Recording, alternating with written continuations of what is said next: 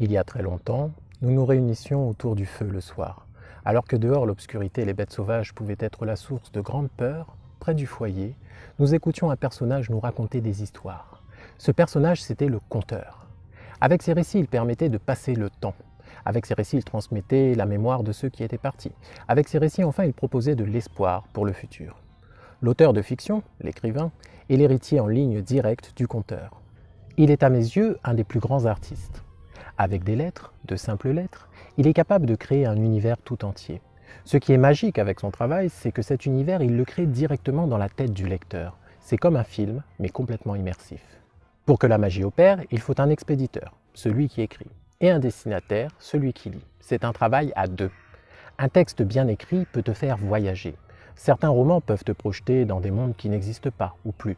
Avec les personnages, tu découvres des contrées lointaines, où les gens ne vivent pas comme toi. Tu peux, par un simple geste, ouvrir un livre, te retrouver plongé dans l'histoire de quelqu'un qui a vécu des siècles avant toi ou qui vivra des siècles après toi.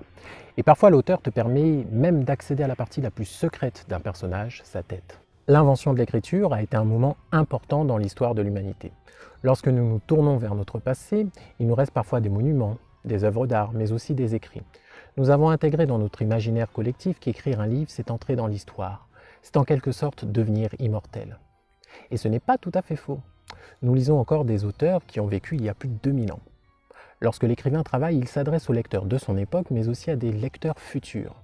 Il entre dans une forme d'éternité, le monde littéraire. Écrire, je ne te le cache pas, c'est une activité qui demande de l'investissement personnel et beaucoup de travail. C'est un art. Ça veut dire que ce n'est pas quelque chose qui tombe du ciel, mais bien une faculté qui se travaille, qui s'affine avec la pratique. Une pratique acharnée. Tout le monde a le droit de goûter à cette expérience.